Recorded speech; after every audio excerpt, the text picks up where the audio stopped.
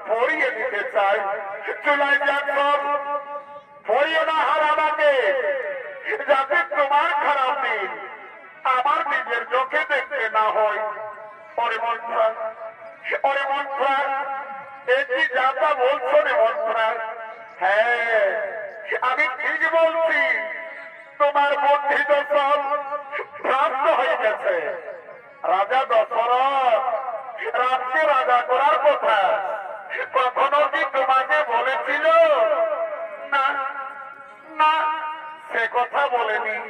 হ্যাঁ, এই জন্যই তো রাজা দশরথ কতদিন থেকে ষড়যন্ত্র করে রেখেছে।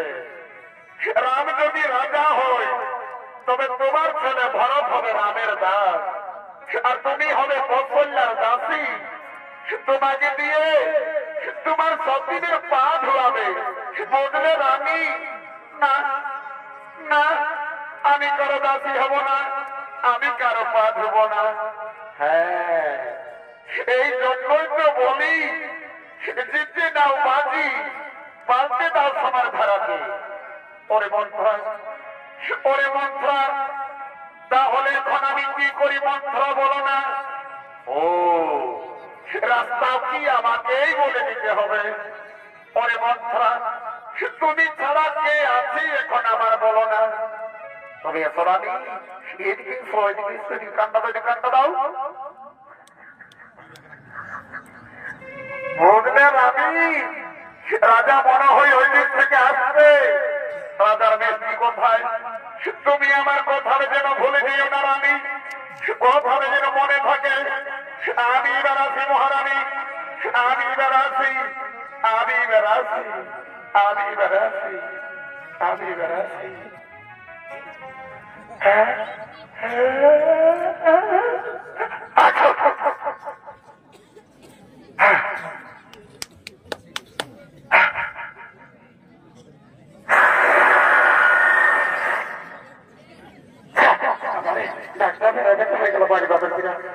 সর্দি লাগবে বাবারে, বাবারে সর্দি লাগবে বাবারে।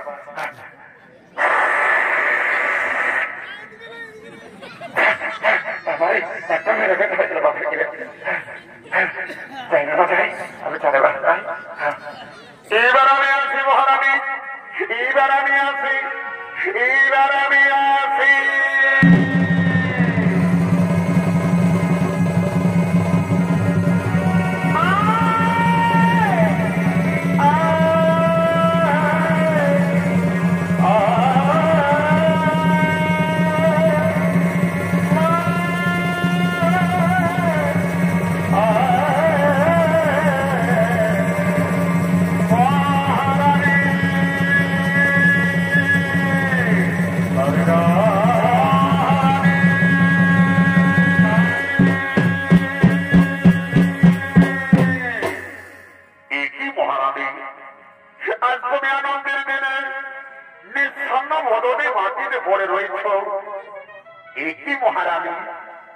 তুমি আমায় কথা বলছো না কেন?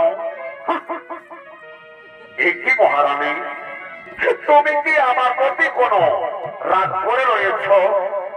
বলো মহারানী, আজ আনন্দের দিনে তোমাকে কি দিলে তুমি খুশি হবে মহারানী?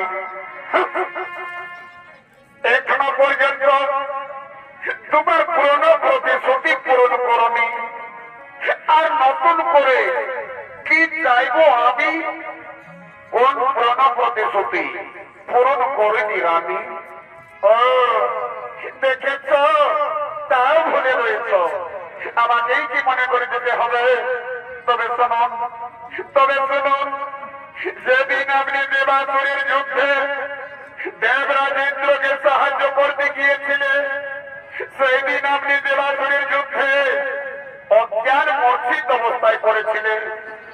সেই দিন আমার সেবা যত্নে খুশি হয়ে আমায় দুইখানা বর দিতে চেয়েছিলে মহারাজ। আজ আমার সেই দুইখানা বরের খুবই প্রয়োজন হয়েছে।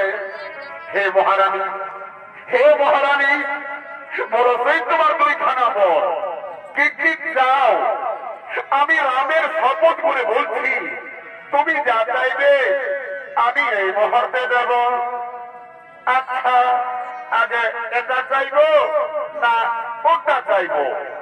যা ইচ্ছে যেটা চাইতে পারো। আচ্ছা, আপনি বলুন। এটা এ বলে বলছে, রামের জায়গায় আমার পুত্র ভরতের হোক এই অযোধ্যা নগরে তার রাজ্যাভিষেক। আর একবারে বলছে, আজ থেকে কৌশল্যা পুত্র রামের মুনি ভেসে 14 বৎসর বনবাস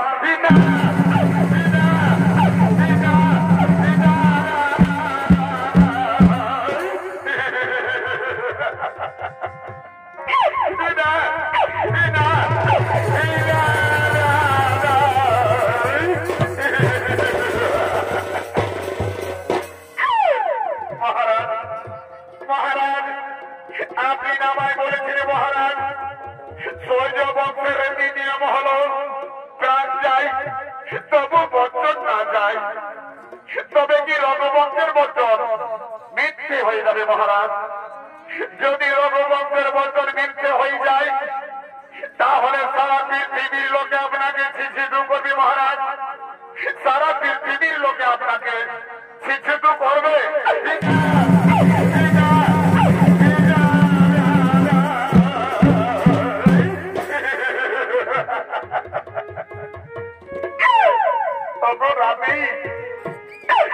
তুমি তোমার পুত্র ভরতকে অযোধ্যা নগরে রাজা করবে আমি মেনে নিলাম কিন্তু তুমি রাজকে বনবাসে পাঠিও না রানী তোমার দ্বিতীয় বছর তুমি ফিরিয়ে নাও মাছ যেমন জলবিনা বাঁচতে পারে না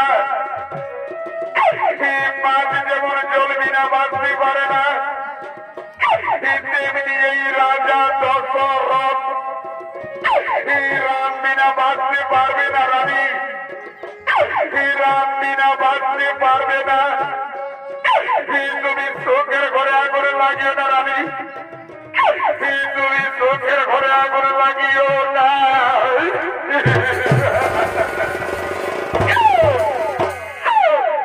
এই চোখের ঘরে